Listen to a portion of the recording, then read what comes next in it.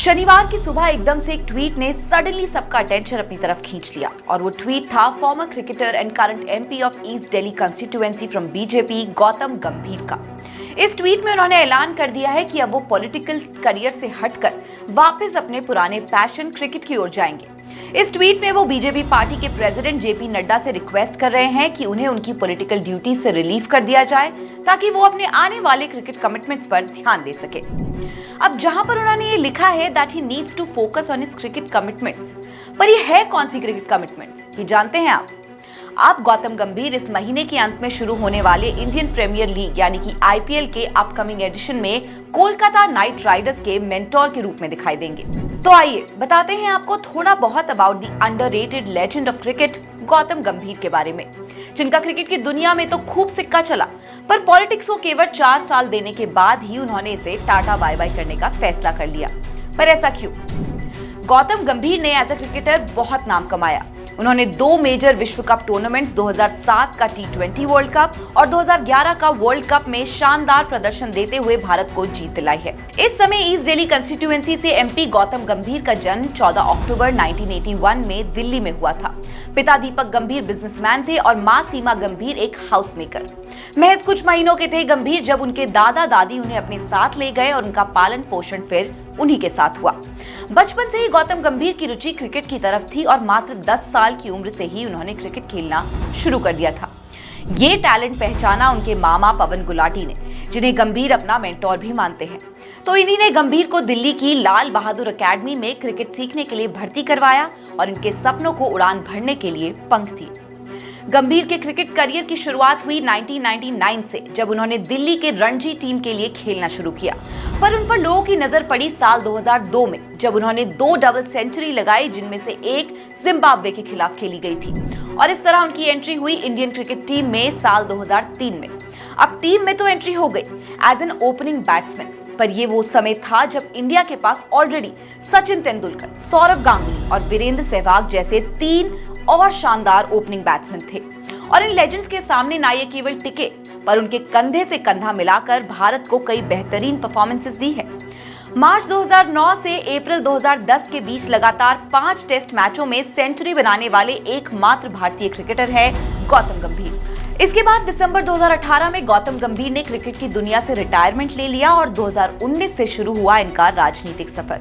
2019 में east Delhi constituency से BJP के लिए इलेक्शन में खड़े हुए और 6,96,158 वोट्स पाकर गंभीर बन गए बीजेपी के एमपी।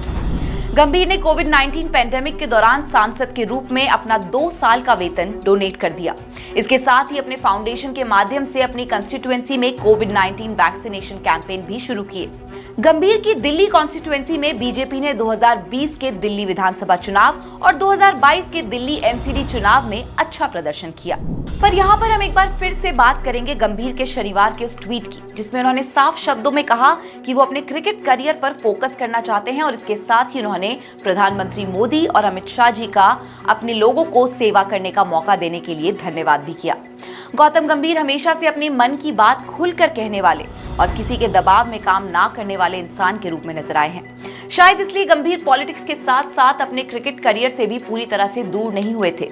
उन्होंने 2022 तक आईपीएल में लखनऊ सुपर जायंट्स के मेंटोर के रूप में काम किया है और अब 2024 आईपीएल से पहले उन्होंने कोलकाता नाइट राइडर्स के मेंटोर के रूप में उन्हें नियुक्ति मिल गई है। कोलकाता नाइट राइडर्स का तो गौतम गंभीर से पुराना नाता है। गौतम गंभीर केकेआर के कप्तान रह चुके हैं और 2 बार आईपीएल ट्रॉफी भी टीम के नाम करवा चुके हैं। इसके अलावा गंभीर कई कंट्रोवर्सीज का भी शिकार हुए हैं। सबसे पहले पिछले साल के एशिया कप की ही बात करते हैं, जब स्टेडियम में कोहली धोनी के नारे लग रहे थे और उसी दौरान गौतम गंभीर के स्टेडियम में मौजूद फैंस की तरफ किए गए विवादास्पद इशारों ने खूब सुर्खियां बटोरी, जिस पर बाद में गंभीर ने क्लैरिफिकेशन देते हुए बताया कि कुछ लोग हिंदुस्तान मुर्दाबाद के नारे लगा रहे थे, जिस पर गुस्से में उनका कुछ ऐसा रिएक्शन निकलकर सामने आया। पर साथ ही उन्होंने ये भी कहा कि उन्हें मालूम है कि उन्हें ऐसा नहीं करना चाहिए था। इसके अलावा विराट कोहली के लिए गंभीर की दी हुई स्टेटमेंट भी खूब वायरल हुई, जिसमें उन्होंने विराट कोहली की कप्तानी का आकलन करते हुए कोहली की सफलता का श्रेय टीम में एमएस धोनी और रोहित शर्मा की मौजूदगी को दिया। और उससे पहले क्रिकेट जगत में तहलका मचाने वाले एक बयान में गौतम गंभीर ने 2011 आईसीसी क्रिकेट विश्व वर्ल्ड कप फाइनल में एमएस धोनी के फेमस वर्ल्ड कप विनिंग छक्के के महत्व को कम करके विवाद खड़ा कर दिया था। उनका ये मानना था कि एक इंडिविजुअल विन ना होकर ये एक टीम एफर्ट था और सबको इस कामयाबी का श्रेय मिलना चाहिए, ना कि अकेले धोनी को।